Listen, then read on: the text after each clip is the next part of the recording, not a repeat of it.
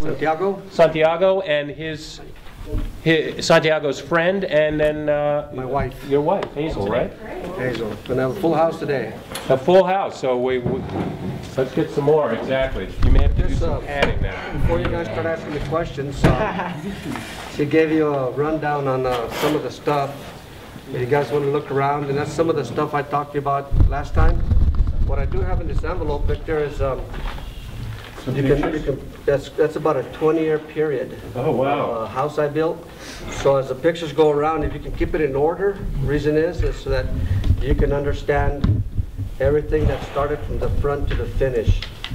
And you know, I think like we spoke on the phone, Ramon, one of the things that we as a group are really interested in is how your family find themselves kind of in the middle, squeezed in the middle between, you know, your love of the community and the fact that you've made a decision to kind of leave the community, and what that's about for you. Right. How that happened. I didn't entirely leave the community. I sold 1 acre where the house is, and I still have about 10 acres in the village. And that's my place of business. And I have rental spaces. And I relocated back to what used to be known as the Agua Fria land grant, which was rejected by the BLM and the government back in the day.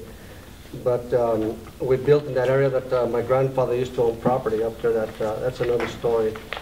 And if I get to, I'll give you a chance to tell you. Oh, great. But as the pictures are in order, it explains our struggle with building and with selling.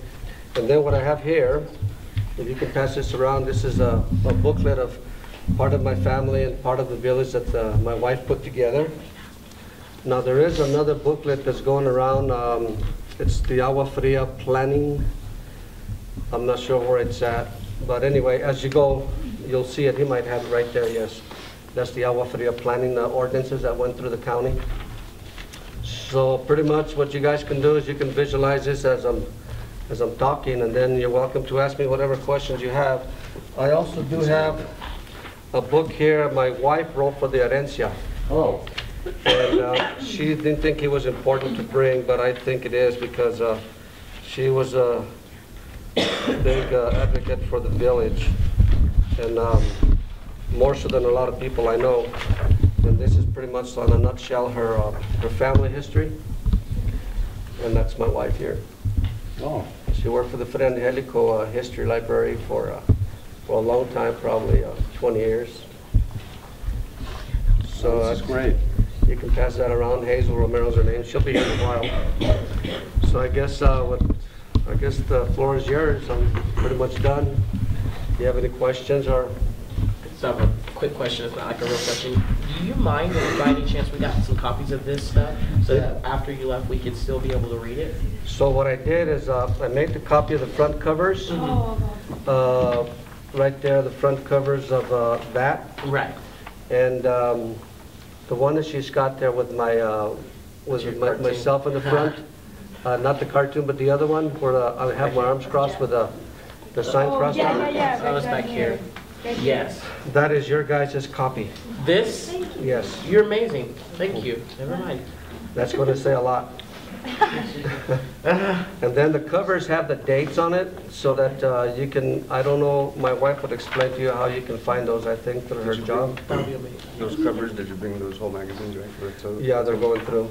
If you guys want, you could probably just run those articles through a copy machine. Okay, I'm down. I don't know if you want to do it here before I leave, but that's the last of what I've got, so I'm pretty much hanging on to that. Okay. Victor, would you like me to do that after it passes around? Yes. Okay. And you would have to go page by page so you can get the whole story? Yes, sir. There's a long article in that one, like a long. Oh, good one. Yeah, there's a long article. This is Malcolm, make a copy of this too. Yes, sir. Okay. And All of it? It's only one page. It's only one page in the back? Okay. so my other son is coming in a while with his mariachi friend that's a professional singer, professional mariachis. And I convinced him to sing you guys a song when it's over. Oh, you convinced him to sing a song? Yeah. Wow. This is going to be a good You guys are the best. This is a good Thank you. So I'm curious to get a viewpoint from Cisco about what his, you grew up in Agua Fria, obviously, right? Mm-hmm. And do you still live there? No, like he was saying, we have property there still, where there's what, 11 or 12 rental spaces. Yeah, 12 rental spaces. So we're there. I mean, my grandma lives there at the end of all those spaces, so we were just over there actually. So, Right. you know, we still have a livelihood over there and all that. But you grew up there. I grew up there, yeah. And what is your recollection growing up in that city, in the village? Nothing like it is now. I mean, now there's a Lowe's home improvement store where I used to ride my dirt bike. But, you know, we used to sneak away and go to the shop for candy, and there was just nothing but open fields. We'd ride our bikes, our dirt bikes, so. And we're not talking about that many years ago, right? No, what? Talking, well, he's 10 years ago. 27, so pretty much my kids got their liberty to leave from the shop, which was a mile away from our home, to play in the fields. So they got their liberties about 6 or 7 years old. I had go-karts, motorcycles, horses, bow and arrows, BB guns, anything that entertained them, and I kept an eye on them with binoculars, and sometimes they'd sneak away where I couldn't see them. But that's pretty much the kind of lifestyle they had in all those open fields. It was so hid from Santa Fe. You had Cerrillos Road and Agua Fria Street about a mile apart, and between there was all relatives' fields. I mean, you're talking about, I don't know, maybe 400 acres. That was their playground. So that's pretty much their playground. And witnessing that kind of change in the community, is it just something that you see as being inevitable, or is it something that, you know, is that change something that was forced on the village, or? It was predicted when I was a child. There comes my son and Christina. Hello? I don't know where they want to sit. Right here. Christina.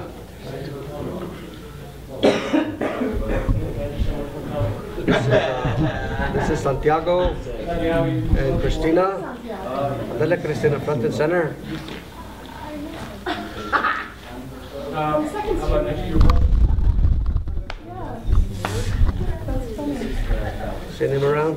I know Santiago from Second Street. Oh, yeah. Yeah. Like guilty. No, you sure? That one too? You're welcome to. How much of it? Just to continue this conversation, you were saying, Ramon, about? I was talking about the field. I was talking about the anticipated growth of Agua Fria. As I was a child, my dad used to predict that the city was going to come, and he was pretty much involved in the growth because he was the mardomo of the church. He was a PTA president of the school. He was president of the Agua Fria Water Association. He was so involved. So he always predicted to me, one day you're going to see this, one day you're going to see that, and this is what you got to be ready for. And if you don't get involved as a child, you're going to regret it. And of course, I would say I don't want a part of it. Well, I'm a bigger part of it than ever anticipated. And what would he say one day you're going to see what? One day we're going to see the city. We're going to see the town, right where our home is at. Matter of fact, when I was building my home, he said, "You're building your home where the street's going to go." I said, "There's not a street going to go through here." He said, "The street's going right where you put your house." And I'll be darned after he died. That's what we fought. We fought to And how did he know that? My dad was involved with the planning and the growth of the city, and I guess he must have seen foreseen plans as I see now. For instance, now where I live at, I've seen a plan about 20 years ago. There's going to be 2 anticipated satellite cities in the foothills where we get wood, or woodlands. There's going to be 2 anticipated satellite cities at about the size of 2,700 residential satellite. Yeah, it's coming, and pretty much I've seen this plan 20 years ago. It probably won't come in my lifetime, but it might come at the time when they're my age. So it's just continued expansion. And there's already wells that are drilled there. There's gas lines. There's underground infrastructure already prepared for that growth, which is through the city of Santa Fe. And what does that mean to the villagers that are there now? Well, it's going to be far from the village, as it is where we live now. It's far. That was our grandfathers' ancestors' woodlands, and grazing for livestock. So the village is already THC, the Traditional Historic Community, which no longer can get dissected by the city. Uh-huh. So that's what the movement was about. That's what you guys are seeing there, was the THC, which my dad tried to do that back in 1960. My grandfather tried to do it in 1930, and I tried to do it in 1990s. And this was incorporation that we tried for, to become our own entity, to keep the city from dissecting our properties. And all this time we sat in what they called a no man's land.